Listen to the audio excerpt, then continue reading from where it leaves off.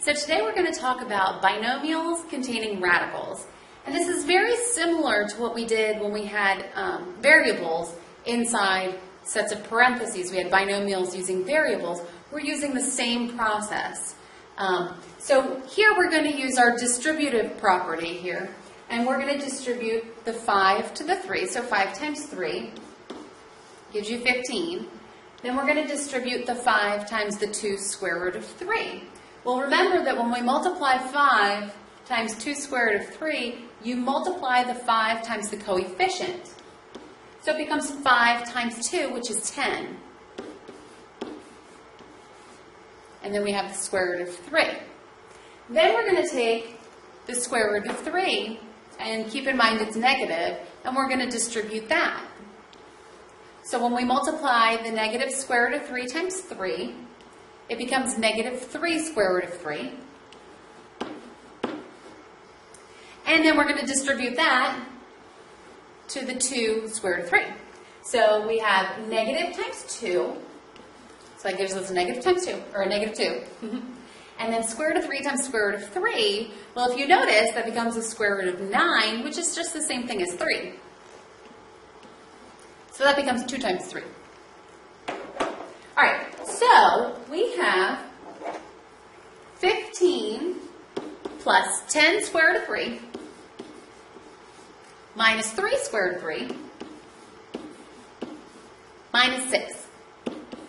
And now it's just a matter of combining like terms, just like we did in the last lesson. So you've got 15 and negative 6, which gives you 9. And then 10 square root of 3 and negative 3 square root of 3 gives you 7 square root of 3.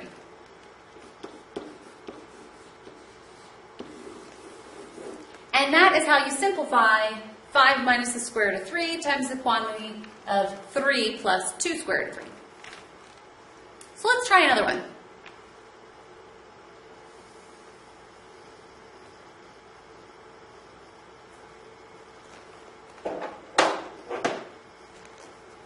Example number 2. Now remember, you don't want to distribute that square. We can't do that.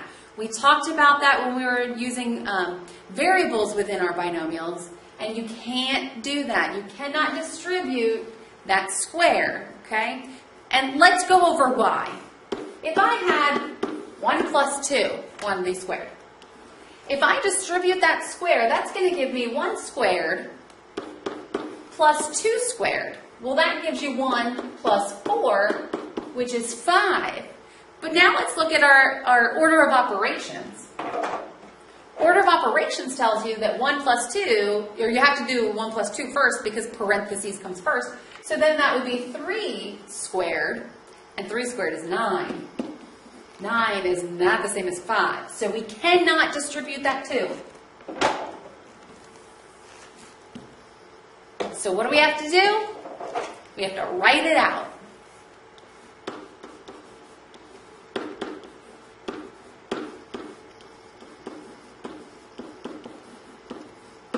All right, now some of you are going to be tempted to use FOIL, and you know how much I don't like FOIL, but if you need to use that, that's fine.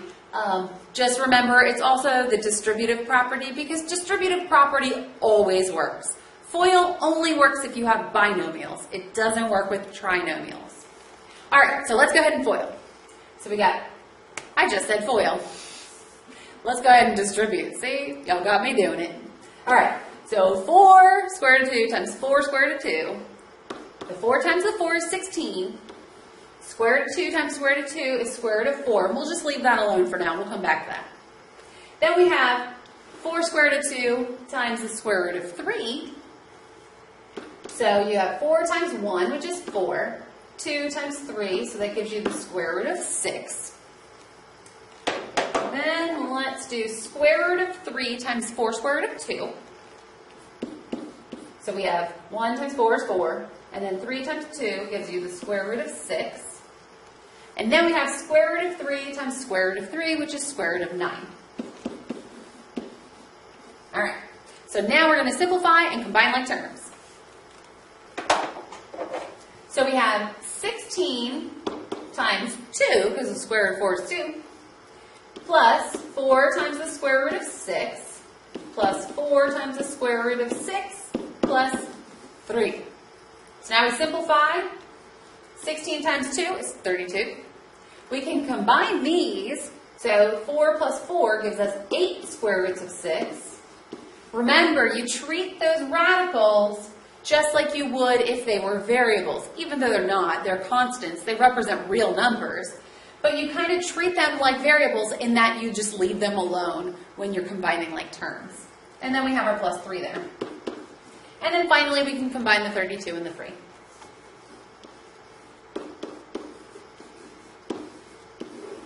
So we get 35 plus 8 square root of 6. All right, let's take a look at example number 3. Now, number 3 brings us back to those rational expressions that we did in chapter 5. So we need to be very careful how we do this. All right, so the first thing we want to do is we want to get rid of that radical in the denominator. And there's a very special way you have to do it, okay? Think back to when we were using polynomials and when we were multiplying binomials. Remember your difference of squares, okay? When we want to simplify this, we want to get a difference of squares in the denominator, okay? So if you remember, when you factor a difference of squares, I don't want that to say equals. When you factor a difference of squares, it's always exactly the same thing, but one's plus in the middle, one's minus in the middle. So we want to multiply by 1 minus the square root of 3, because that's the only way we're going to get a middle term to cancel out. Remember your difference of squares, okay? So whatever you multiply the denominator by, you have to multiply that numerator. So we multiply by 1 minus the square root of 3 over 1 minus the square root of 3, because really that's just 1. Now we're going, and if you want to put that in parentheses, those in parentheses, if that helps you to remember that they work together as a unit, so we need to use the distributive property for both, that's okay. All right, so now we're going to do just that. We're going to use the distributive property for this. So we multiply our 2 times our 1, and we get 2. Multiply 2 times negative square root of 3. Oh, forgot my 2. Then we multiply our square root of 3 times our 1. And then square root of 3 times negative square root of 3. And we'll simplify that later. All right, now let's take a look at the denominator.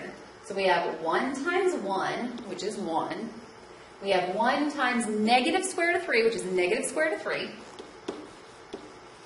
We have square root of 3 times 1, which is positive square root of 3. See, you're getting your middle terms to cancel. That was the goal. And then square root of 3 times negative square root of 3, which is negative square root of 9. All right, so again, we wanted this middle term to cancel out, and the only way to do that is to multiply by exactly that same thing, but change that sign in the middle. So those canceled out, we're good, because we're going to have a whole number in the denominator, and that's what we want.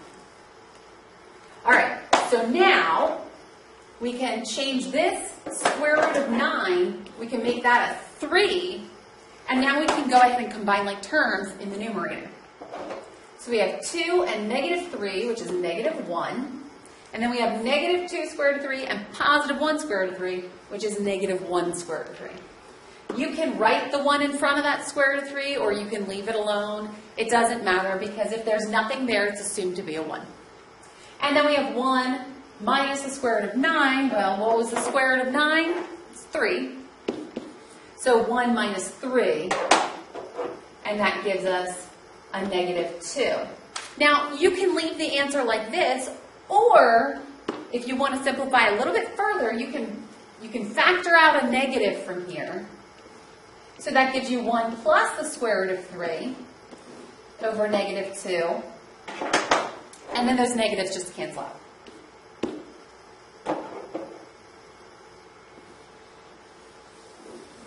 So your answer is 1 plus the square root of 3 over 2.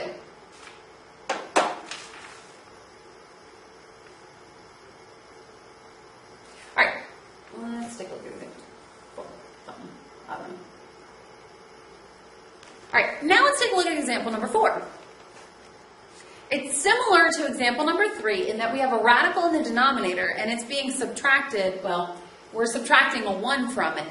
Keep in mind that 1 is not under the radical, so we have to do something very similar to what we did with example number 3. Remember your difference of squares. When you factor, you get 2 of the exact same thing, but one's plus, one's minus. So we want that square root of 5 and the 1, but because this one was minus, we want the other one to be plus. And then again, whatever you do to the denominator, you have to do to the numerator in order for it to stay the same value. All right, because this whole fraction equals 1. All right, so now we're just going to multiply. Well, this one's easy because 1 times anything is itself, so we've got square root of 5 plus 1 in the numerator. Well, now we need to multiply out, we need to distribute the square root of 5 and then the negative 1. So, we take square root of 5 times square root of 5, which you can write as square root of 25, or if you want to shorten that up a little, you can just write it down as 5. That's fine, either way. And then square root of 5 times 1 gives you square root of 5. Then you have your negative 1 times the square root of 5, so that's negative square root of 5. And then negative 1 times 1 is negative 1. Now we just need to simplify a little. Our numerator stays the same. And then the denominator, remember this is the same thing as 5. These two are going to cancel out. That's why we wanted to multiply by that. So that way our middle term would cancel out. So those two are gone. So now we have 5 minus 1. And that gives us 4. And that is your final answer. Square root of 5 plus 1 all over 4.